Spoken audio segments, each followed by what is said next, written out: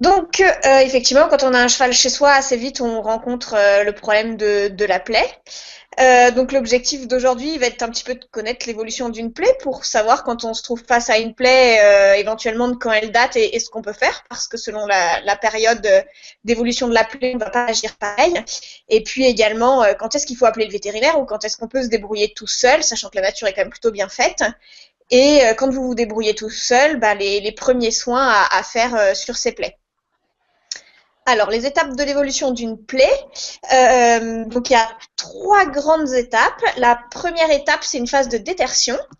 Euh, alors, ça, c'est une plaie extrêmement classique qui arrive chez les chevaux, chez les gens. On est sur un jarret. La face avant du jarret, le cheval s'est pris dans un fil. C'est quelque chose qu'on voit de façon très très fréquente. Hein. Des comme ça, on en voit facilement 2 à 3 par an. Le cheval s'est pris dans un fil, a tiré et le fil a coupé le beurre et a usé en tirant. Donc la première phase, c'est une phase inflammatoire et de nécrose qui va donc permettre en fait au corps d'éliminer tous les tissus qui quelque part ne sont pas réparables, soit parce que l'irrigation a été détruite au moment du traumatisme, soit parce que ils sont mal placés et qu'ils n'arrivent pas à communiquer avec les tissus environnants et donc à se réorganiser. C'est une phase pendant laquelle il va y avoir un écoulement abondant, mais qui ne doit pas être nauséabond. Alors, on a juste rapidement, mais je ne vais pas rentrer dans le détail, une phase là qui va être une phase de contraction de la plaie, où en fait on a les muscles de la peau qui vont contribuer tout de suite à réduire la taille de la plaie. En général, les premiers jours, la plaie va évoluer très très vite. Ensuite, on a une phase de bourgeonnement. Donc voilà, on voit sur la photo. Donc là, les bourgeons, ils ont un but de comblement hein, essentiellement. On voit, là, on a un très très beau tissu de granulation hein, qui est bien rose, qui est bien et qui a ce petit côté là un petit peu boursouflé. Enfin, vraiment, ce tissu là est très joli. C'est une phase qui chez le cheval demanderait à être très fort surveillée parce qu'elle peut être très exubérante et amener à ce qu'on appelle des kéloïdes. Et le kéloïde, souvent, le vétérinaire est obligé d'intervenir, soit en le coupant, hein, soit en appliquant dessus des solutions chimiques pour le faire réduire, parce qu'évidemment, quand vous avez un espèce de champignon qui pousse de ce tissu de bourgeonnement, la peau ne peut pas le recouvrir. Et enfin, on a la phase d'épidermisation, donc qui est cette phase-là. Donc on voit bien là la peau en fait qui des bords pousse pour venir recouvrir notre tissu de bourgeonnement. Là on voit très très bien hein, la nouvelle peau, c'est la petite peau rose sur le bord. Sachant que là les 3 photos que vous avez eues en fait c'est la même plaie sur une évolution là d'un mois à mois et demi. Voilà, donc ça c'est de grandes étapes d'évolution. On voit bien que chaque étape va avoir des besoins différents. La première étape, il va bien sûr falloir gérer les écoulements. Dans la deuxième étape, gérer donc cette hypergranulation. Et à la fin, juste favoriser une bonne épidermisation la plus rapide possible. Dans les choses, alors là je les ai mis de façon chronologique très séparée. En réalité, dans une plaie, vous pouvez avoir des endroits de la plaie qui sont en phase de détertion pendant que la plaie commence à bourgeonner. Et pareil que l'épidermisation, là on voit bien, on a un début d'épidermisation sur les marges, mais on voit bien qu'au centre il y a toujours un trou, donc la phase de bourgeonnement n'est pas terminée. Tout ça va avoir lieu un petit peu en même temps et demande à ce qu'on s'adapte dans les bandages qu'on va faire. Alors là, quand vous êtes face à une plaie et pour pouvoir donc adapter vos soins, donc vous avez identifié où vous en êtes de votre plaie. Après, il faut essayer d'évaluer la gravité de votre plaie, parce que bien sûr, on ne va pas réagir pareil selon qu'on ait une petite plaie ou alors qu'on ait une plaie beaucoup plus grave qui demande éventuellement l'intervention d'un vétérinaire et la mise en place de traitements plus lourds. Alors, l'étendue de la plaie va être importante.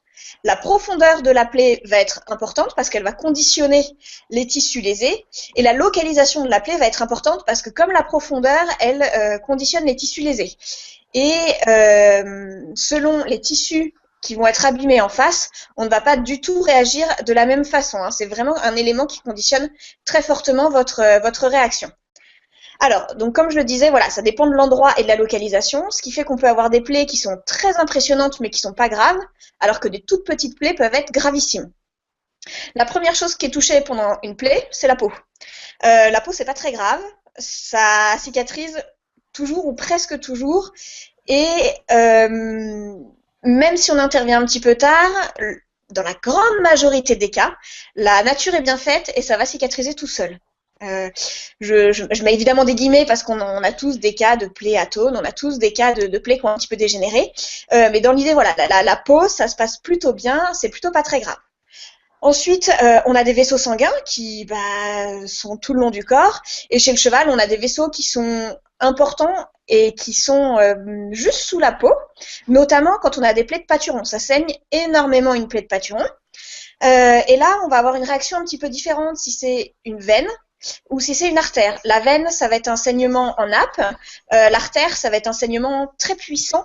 Ça va faire des jets saccadés en rythme avec les battements cardiaques qui peuvent parfois couvrir plusieurs mètres. Hein. C'est un jet qui est vraiment impressionnant. Et autant sur un saignement de veine, à moins que ce soit une très grosse veine, ça va s'arrêter très facilement, autant sur un saignement d'artère, il va falloir intervenir. Ensuite, vous avez les muscles qui peuvent être touchés. Là, dans ce cas-là, la gravité dépend un petit peu de la façon dont votre muscle est touché. En effet, si vous avez une plaie dans le sens des fibres musculaires, c'est pas très grave parce que votre muscle va pouvoir continuer à fonctionner. En revanche, si vous avez une section transverse de votre muscle, là, on va arriver à des choses très différentes parce que selon l'importance de cette section, on peut avoir des rétractions. Le muscle, il tient en tension toujours un petit peu. Si jamais votre muscle est complètement sectionné, il va se rétracter d'un bout à l'autre et là, il va demander à ce que le vétérinaire intervienne pour le suturer. Mais c'est pas toujours le cas. Sur les muscles, vraiment, ça dépend à quel point il est coupé. Et enfin, il y a ce que je vais appeler les tissus nobles, où là, c'est toujours grave. C'est toujours important de prendre les choses très au sérieux. C'est quand on a des atteintes des os, des articulations, des tendons, des organes internes. Donc, je pense notamment quand on a des plaies abdominales. Hein, si vous voyez de l'intestin, c'est une urgence, c'est grave. Et quand on a des atteintes au niveau des yeux. C'est pareil, ça demande des interventions qui sont assez rapides. Alors, quand je parle de rapidité, on n'est pas à l'ordre de la minute, mais en tout cas, les heures comptent. Et les jours encore plus, notamment sur des atteintes articulaires. Hein. On en parlera un petit peu après. L'atteinte d'une articulation, ça peut être très bien prise en charge si c'est pris très vite. Ça peut devenir gravissime si on laisse traîner. Voilà, donc tout ça permet un petit peu d'évaluer votre plaie et c'est les éléments à retenir quand vous évaluez la plaie. Alors, est-ce qu'on peut suturer ou non? Parce qu'évidemment, c'est une question pour appeler le vétérinaire, parce que la suture, elle a un intérêt. Évidemment, c'est de refermer la peau très rapidement, et quand on a une belle suture qui veut bien tenir, en 15 jours, on enlève les points et la plaie est guérie, cicatrisée. Alors, déjà, il faut une plaie récente. Il faut une plaie qui date de moins de 6 heures, parce que après, vous avez trop de contamination. Si vous avez trop de contamination, vous allez avoir derrière en fait une phase de détertion qui va être très importante et du coup un écoulement qui va être très abondant et cet écoulement, une fois que vous avez suturé, ne peut plus se faire. Du coup, à partir de là, en fait, votre plaie va lâcher, vos sutures vont lâcher et votre plaie va se rouvrir. Donc ça ne vaut pas la peine de suturer. Ça dépend également de la perte de substance. Alors, il faut déjà qu'il y ait assez de pertes pour que ça ait un intérêt. Donc déjà, il faut au moins que la peau soit ouverte en entier. Hein. Sur une plaie d'abrasion, il n'y a aucun intérêt à faire la suture.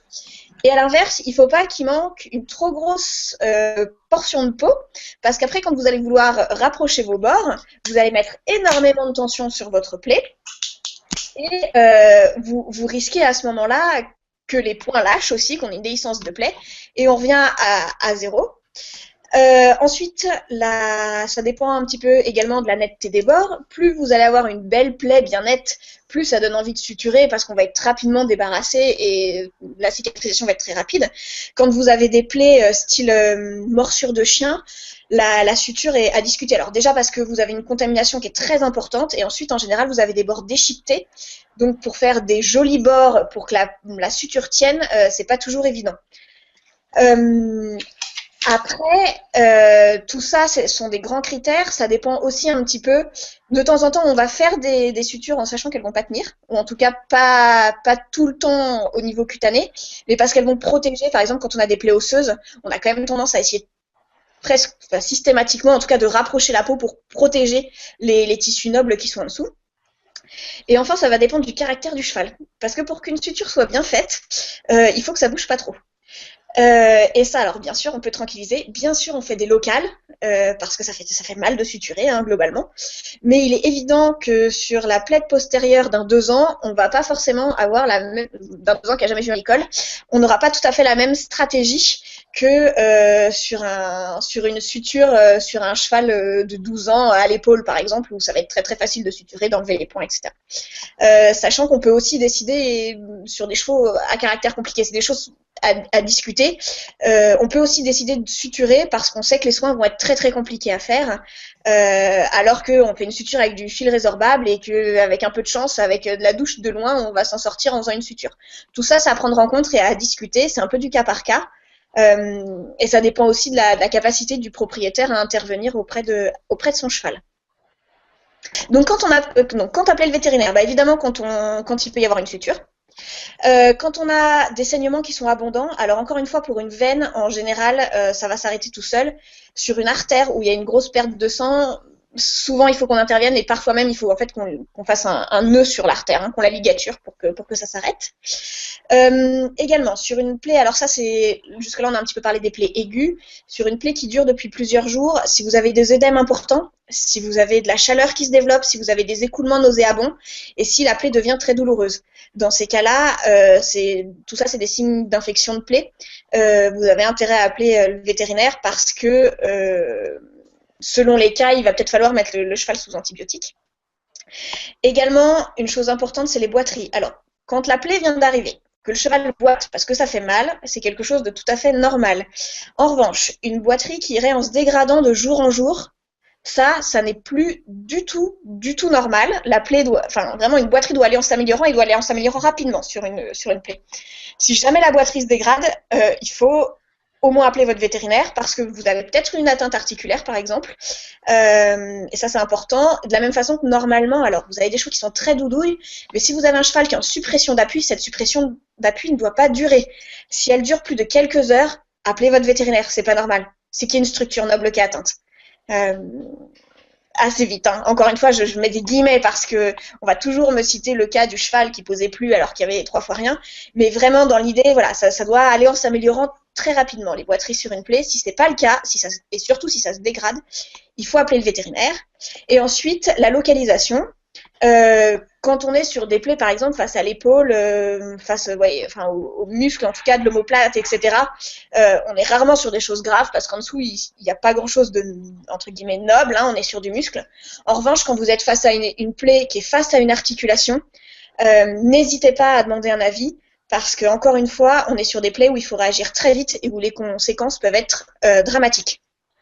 Donc une plaie de jarret comme là, il faut intervenir. Une plaie face à un boulet, hein, ça peut être une plaie anodine, hein, face à un boulet. Un cheval qui s'est mis à genoux et qui s'est râpé l'avant du boulet, pour peu qu'il soit, quoi que ce soit qui ait perforé la capsule articulaire, on va sur quelque chose de grave. Et ça peut être une mini plaie, ça peut être vraiment 3 fois rien, et vraiment il faut s'en méfier. Mais là, vous allez avoir très vite de la boiterie dans tous les cas. Donc c'est aussi une information. Alors, quand vous n'avez pas besoin d'appeler le vétérinaire, il va falloir faire les premiers soins. Alors, la première chose à faire face à une plaie que vous découvrez, c'est de respirer un grand coup. Parce qu'encore, voilà, comme je vous disais, une plaie, ça peut être très impressionnant, mais pas forcément très grave, et inversement. Donc, il faut prendre le temps de faire les choses correctement. Déjà, on essaye, dans la mesure du possible, de mettre le cheval au calme et au propre, parce que, bien entendu, essayer de nettoyer une plaie dans 30 cm de boue, c'est un peu un non-sens. Donc, on essaye au moins de le mettre dans un endroit sec et de préférence à l'abri des poussières. Donc, le box n'est pas forcément un endroit idéal. Si vous avez une zone de douche, par contre, bétonnée, on arrive là dans le luxe et dans les choses qui sont très bien. On va commencer par nettoyer la plaie pour pouvoir bien l'évaluer. Donc la première chose à faire, c'est de raser. Les poils qui tombent dans une plaie, c'est crado. Évidemment, ça va coller tout un tas d'impuretés et de contaminants. Et en plus, les poils vont éventuellement vous cacher une partie de la plaie. Une fois que vous avez enlevé les poils, vous pouvez voir toute l'étendue de votre plaie et pouvoir ainsi l'évaluer au mieux. Ensuite, on commence par rincer la plaie. Bêtement, de l'eau sous pression. bêtement de l'eau sous pression permet de faire déjà un excellent nettoyage. Vous allez décoller éventuellement toutes les impuretés, les cailloux, s'il y avait du mâche-fer par exemple, hein, dans les choses qui sont bien adhérents au plaies et qui nous embêtent. L'eau sous pression, c'est un idéal. Éventuellement, on nettoie ensuite avec un savon antiseptique, mais un savon doux type savon de Marseille, c'est très très bien aussi. Pauline, qu'on voit de temps en temps, nous parlerait aussi éventuellement d'hydrolat, hein, de fleurs, de plantes pour nettoyer votre plaie. Voilà, tout ça est à mettre en place pour essayer d'éliminer le plus possible les éléments qui vont être contaminants et qui vont ralentir votre cicatrisation. Et évidemment, on essaie de limiter au maximum les infections. Ensuite, sur une plaie, il faut essayer de préserver un environnement humide. Quand on fait une croûte, vous avez tous remarqué, quand on soulève la croûte, sous la croûte c'est humide. La croûte, elle est là pour ça, elle se forme pour ça. Si on peut éviter la formation de la croûte, c'est bien, parce que la croûte a ce petit défaut d'être rigide, de gratter, etc. Chez le cheval aussi, hein. Donc on essaye de limiter la formation de la croûte. Éventuellement, vous pouvez mettre de la pommade. Une pommade grasse déjà, notamment sur les plaies qui sont relativement superficielles, ça va très bien faire office et ça permet de garder cette humidité. De temps en temps, sur une plaie qui est un petit peu plus importante, un petit peu plus profonde, vous allez être obligé de faire des bandages. Les bandages, dans un premier temps, comme je vous l'ai dit, une plaie ça coule, il faut les changer très régulièrement et plus la plaie va avancer, moins elle va couler, moins les bandages vont devoir être faits souvent. Voilà, le bandage, il n'y a pas besoin forcément de faire des choses très compliquées, hein. De temps en temps, une compresse bien propre avec par-dessus un coton et une bande de polo, ça marche très très bien, hein. C'est sur une plaie sur un canon, par exemple, il n'y a aucun souci, c'est très bien, ça va protéger de l'environnement et ça va faire les choses correctement. Ensuite, si vous avez des saignements, parce que là, c'est toujours pareil, il faut le temps que le vétérinaire il arrive. Donc, de temps en temps, il va falloir aussi intervenir si jamais vous avez besoin. Il faut faire un pansement compressif. Pareil, on panique pas tout de suite. Encore une fois, si c'est une veine, les 3/4 du temps, ça va s'arrêter tout seul. Si c'est une artère, il faut votre intervention. Le pansement compressif, l'idéal, c'est d'avoir des bandes cohésives. Donc, je vais citer le nom d'une marque, mais parce que ça parle à tout le monde, c'est le V-Trap. Donc, c'est une bande, vous savez, qui s'autocolle sur elle-même. Vous prenez un paquet de compresses, vous l'appliquez en face du saignement et vous serrez. Et vous serrez tout ce que vous pouvez avec la bande, sachant que ce genre de garrot peut rester en place plus d'1 heure sans aucun problème. Et quand le vétérinaire arrivera, il l'enlèvera gentiment pour essayer de voir d'où ça saigne et s'il faut éventuellement suturer ce qui saigne ou pas. Ça, c'est pareil, c'est hyper impressionnant. En général, les gens paniquent quand ça saigne. Il faut garder en tête qu'un cheval de 100 kg, ça a 50 litres de sang. Donc, avant que le cheval se sente mal parce qu'il a perdu trop de sang, il faut vraiment, vraiment que ça saigne depuis un moment ou que ça saigne de façon très abondante, hein. Quand on fait des transfusions, on prend 3 litres au chevaux, hein. Donc voilà, vous voyez ce que ça fait 3 litres. Un seau classique, les seaux PAD, là, vous savez, gradués, c'est des seaux de 15 litres. Donc 5 litres, c'est déjà un tiers du seau. Ça, un cheval de 500 kg peut perdre 5 litres sans aucune conséquence derrière. C'est pas du tout un problème. Donc voilà, soyez face à un saignement, respirez un grand coup, essayez de l'arrêter en faisant une compression et pas de panique. Avant qu'un cheval ait perdu suffisamment de sang pour que ça entraîne des problèmes, il faut qu'il en perde vraiment beaucoup.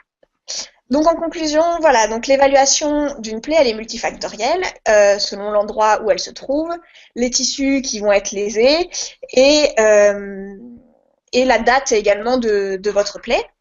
Les plaies les plus impressionnantes ne sont pas toujours les plus graves parce qu'on peut avoir des plaies avec des grosses pertes de substance à l'encolure ou sur le côté de l'épaule ou au poitrail qui derrière n'auront aucune conséquence pour la vie du cheval.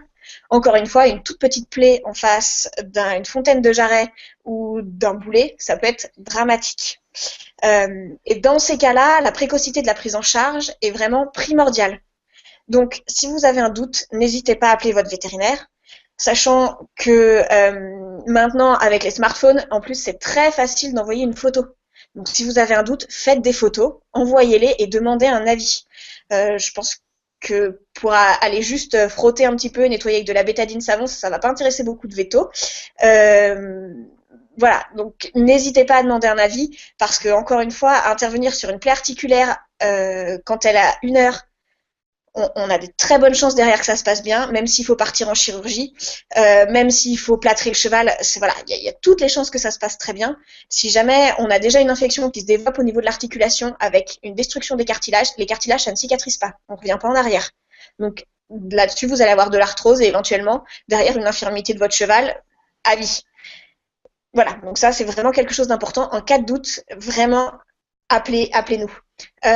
Mais encore une fois, pour tout ce qui est par contre de la peau, tout ce qui va être plus superficiel, gardez en tête que la nature est bien faite et qu'avec du bon sens, on arrive à soigner beaucoup de choses très bien.